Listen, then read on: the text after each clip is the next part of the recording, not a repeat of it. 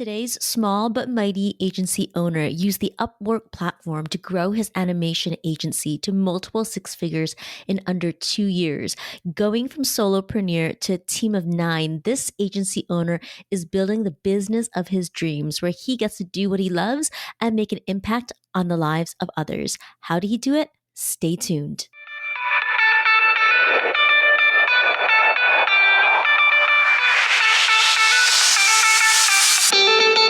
Welcome to the Small But Mighty Agency podcast. If you're a creative consultant or agency owner who wants to know what the roller coaster ride really looks like to grow your business from one to many, you're in the right place. My guest and I pull back the curtains on the realities of growing and running agencies of different sizes and what it takes to build a team. And if you're anything like me, you want more than the highlight reel.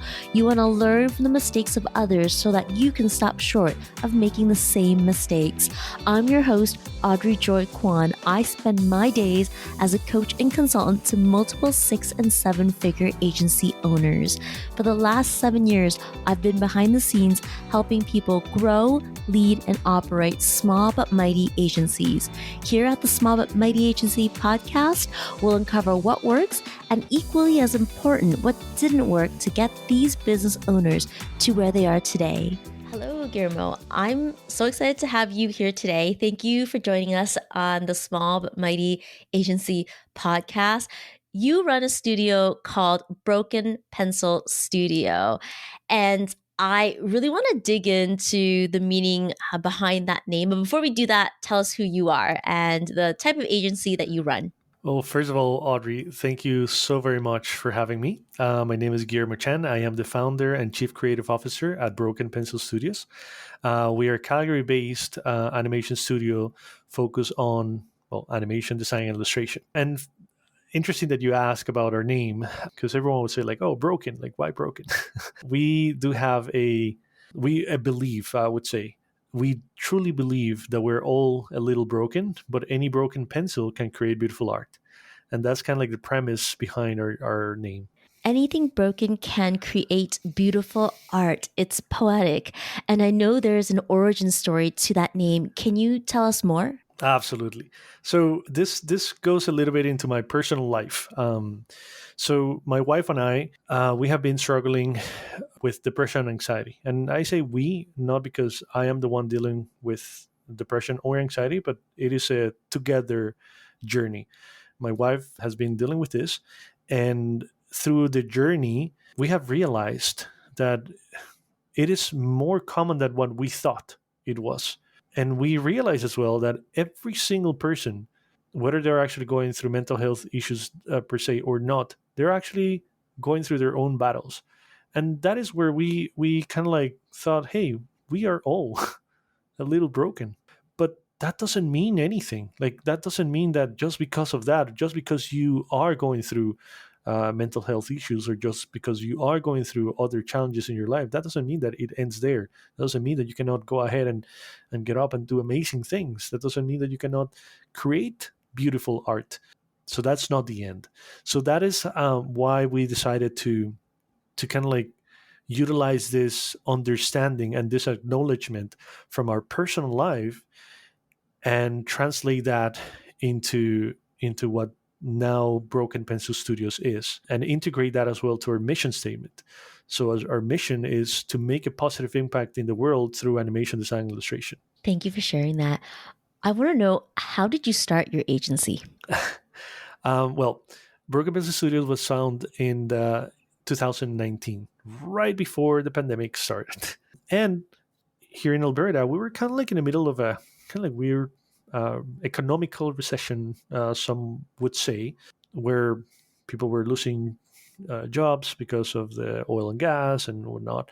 And and I remember I had a neighbor, her name is Karina, and she literally told me, Guillermo, what are you gonna like? What are you doing? How, like, why are you gonna leave your good paying job as a head digital animator at a video company to just go ahead and jump with your 2 feet into the water and start a business, knowing that your family, in this case, like my wife, she was on long-term disability because of the anxiety and depression. Um, and and my answer was like, yeah, but we now know exactly what she has, which is CPTSD, complex post-traumatic stress disorder.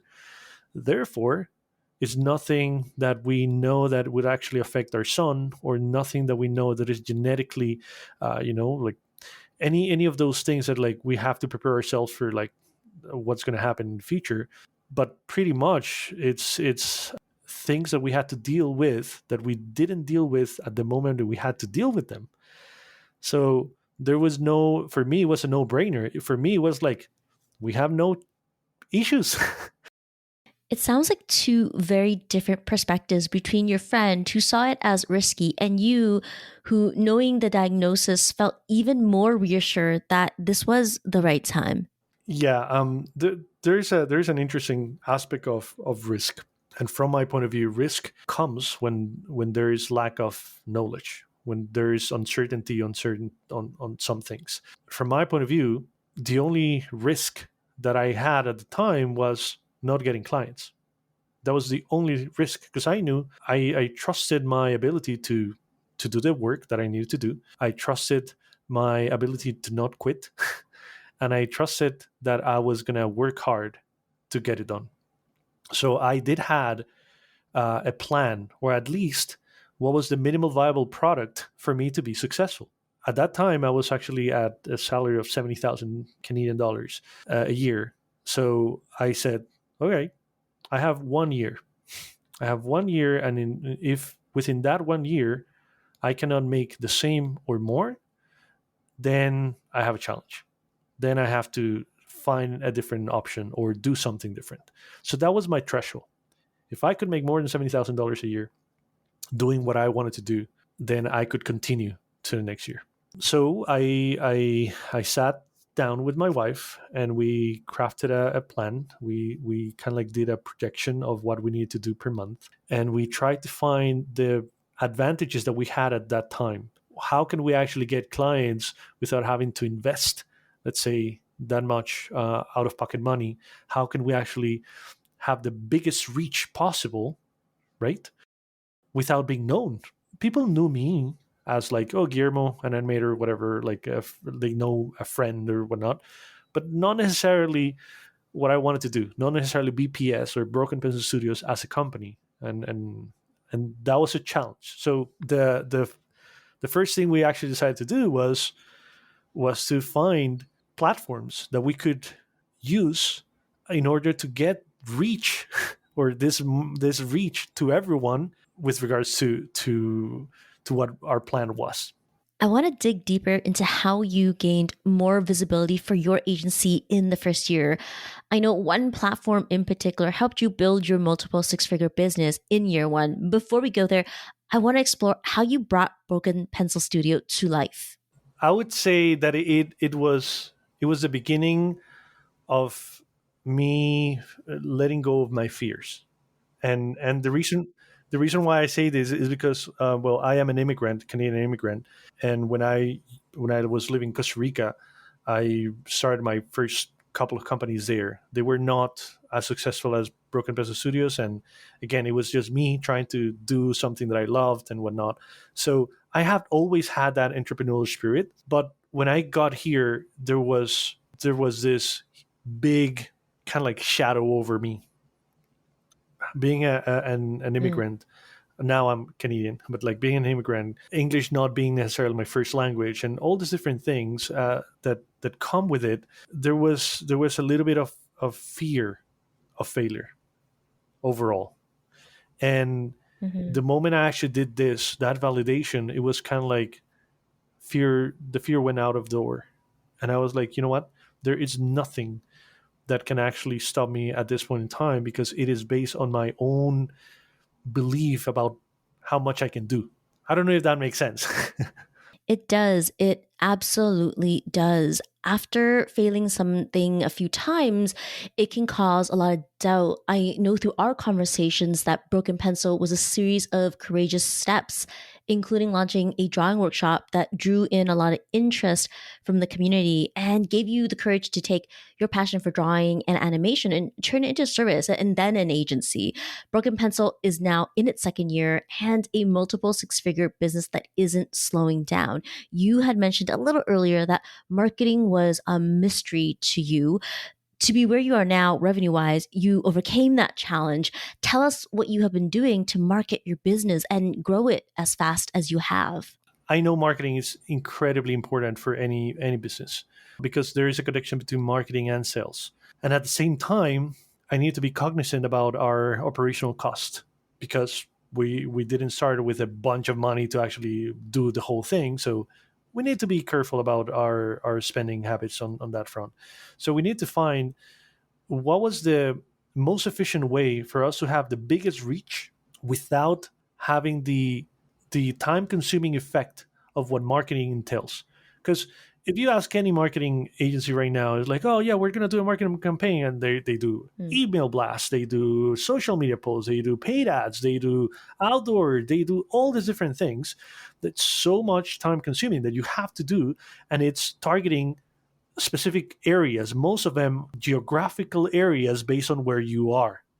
One of the beautiful things about animation, design, and illustration, and it's that there's no barrier. Mm. We can be doing things, and we have been doing things for clients in China, in Australia, in the US, in the UK, and there is no barriers whatsoever. So, how could we actually access a global space? How could we market to a global space without having to be calling them, doing cold calls, or sending 500 emails a day? Like, I didn't wanted that to be our marketing strategy. I didn't want it us to be cold calling people and sending and e-blasting anyone. So I could tell you that the first 2 years we have not invested anything in marketing. Well, that's not true, not anything, but we have been using some platforms that have allowed us to Mm. have global reach without having to be doing so much marketing overall. So our first client actually was from the US. And because of that first client that was outside of Canada, Mhm. we were approached by the Trade Accelerator program, which is a program for exporters, because we were an exporting company. Our first year, we were actually already exporting outside of Canada. So we started using a platform called Upwork. And this is no secret. There's no secret sauce on this. It blew me away how fast you have grown your agency by using one channel. This is my first time hearing someone growing an agency to high multiple six figures in 2 years using the Upwork platform. I'm sure everybody listening wants to know, how have you been doing that? So the first, again, like based on our quote unquote strategy for marketing, we needed to find, like, if we actually went ahead and approach all these different companies that we probably know, or that we have worked in the past, or that we are friends with someone in there, it was more of like kind of like knocking and saying like, hey, do you have anything for us? Like, can we help you with something? And whenever you are selling something, there has to be like, it's if you're approaching this person that has no interest in your product, then you have to do the whole 100% of the sale. But if you have someone coming to you, then you already have 50% of that sale done. And the only thing that you have to do is that 50% to close the sale.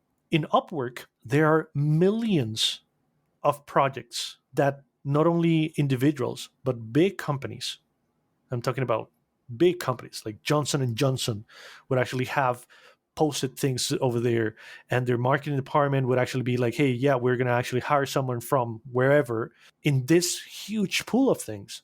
So we thought about this, and we were like, wow, like there's so much projects out there. We just have to be careful on how to filter this in a way that it would work for us. And yes, they have a system where you have to buy tokens, right? Or you have to buy tokens. And and based on those tokens, that you would actually apply to like X proposals, but you can actually see the proposal before. So it's like having this massive library, and it becomes, to a certain degree, a numbers game. Because if you actually go ahead and send, and it's the same thing with regular marketing. Regular marketing, you actually say, okay, we're going to actually go ahead and do a campaign. We're going to get X amount of impressions. That X amount of impressions is going to give us X percentage, and then therefore conversion is going to be a percentage of what we get back. And Upwork, it's a little bit less because they already, the 50%, it's already there. They already need someone to do their stuff. And they're already looking for that someone. So we just went ahead and we started submitting to the proposals that they already had put out there. And normally on a marketing return on investment, it is said that a good return on investment on marketing dollars, it's 1 to 5, right? You get, for every $1 you spend, you get $5 back. An amazing one, it's 1 to 10. And on the first year, COVID being here, we actually looked into what we had spent in Upwork, and our marketing return investment was 1 to 17. So for every $1 we were actually spending, we were getting $17 back. Did you know that I have a free team growth roadmap? Imagine if you didn't spend all day, every day in the weeds of running your business. That can mean more flexibility, more freedom, less overwhelm. I created the team growth roadmap to help my clients gain direction on the strategic systems and leadership actions for a streamlined business and a self-managing team to grow your business. Inside the roadmap, I share my compass method, an acronym for each step of the roadmap to get you out of the weeds of running your business and help you have a small but mighty team that gives you more freedom and flexibility. You can get all the details over at audreyjoykwan.com. That's AudreyJoykwan.com, or click the link in the show notes right there in your podcast app. Back to the show. Guillermo, I know you've got big growth plans and you've been scaling your team. The first year was a lot of hustle for you, and you're getting out of that hustle now with a team. Tell us more about what that looks like. Yes. So, well, the first year was just me, myself, and I working every single day until 4 a.m. and then getting up at 7:30. Some days I would actually not sleep. And then my wife would be like, "What? You haven't slept?" And that's sometimes people they think like, "Oh, look at this person, like they have their company and whatever," and they don't see what you have to go through to get there. And I'm not generalizing, because some, they actually start a different way. In my case, I started with my computer on myself, and that was it. And then that first year, I needed more. I got to a cap because I could not make more hours in the day. I could not work anymore myself. So I needed to expand. And our expansion and our growth has been 100% organical. I hired our first coworker, our first team member, and again, using my connections to my advantage, using my resources to my advantage. I come from Costa Rica and I learned animation in Costa Rica, and I was like, hey, I can definitely go ahead and bring someone from Costa Rica to help me on this project and whatnot. Pay them way more than what they would normally get paid in Costa Rica, but still being less than what I would actually spend if I hire someone from here. So this is just me being logical and like managing resources. And now we have been able, since then, 2 years ago to now, we have been able to expand. We are a team of 9 people in the team. Redundantly, we're a team of 9. We have our operations manager. She's from New Jersey. We have a project manager from here in Calgary. We have 2 business advisors as well from Calgary, and we have a production team that it's an international production team. We have people. Well, we have friends from Costa Rica. We have friends from Honduras, and we're expanding as we go. We used to have as well friends from Brazil, and this is what we are. Right now, actually, we're looking for more people as we keep on growing, because fortunately, one of our team members, the first person I actually hired, a friend of mine, his name is Paulo, he got an offer to actually work on the new Marvel, well, not new, but like the Marvel series What If. And I was like, Paulo, go for it. Like, go for it. Like, I would even though like we need more people, but I'm like, Paulo, I would like, not in a million years I would tell you to stay with us or anything like that. This is a one lifetime opportunity. Go for it. We might actually cross paths in the future, and you would actually probably help us grow even further. So yeah, this is where we are at. We're a team of 9 amazing people. Your journey is spectacular. Thank you so much for sharing your story with all of us today. Before we wrap up, what keeps you inspired and at your best? That's that's a good question. I think that I, as an animator, as a designer and illustrator as well, I have always had this. When I was younger, I always wanted to work for Disney. That was one thing that I was like, oh man, I would love to be working on like an animated movie. And I think that has always been within myself. We are expanding our entertainment division. We are working on our own IP series and shorts. And to be honest, I think it's a combination of things. When Disney first started, it was him, Walt Disney, and Ub Iwerks, and they were literally starting in a like really old place. Same thing with every single huge company right now. They started in a garage. They started in anywhere, right? They had no idea how big companies like Disney would grow to be. But it just takes that first step. So for me, it's the same thing. I want to do animation. I want to actually create something that would have a positive impact in the world. I want to do things with the talent that we have, the skills that we have to help to a certain degree. And there is no limit. So I want to know how far can BPS grow with me here or in this lifetime. Like COVID has kind of like given us a kind of like a splash in the face of reality where everything can change overnight. Everything can change overnight. So what are you doing? Like, if you like, what are you doing? Honestly, what if you don't work for your own dreams?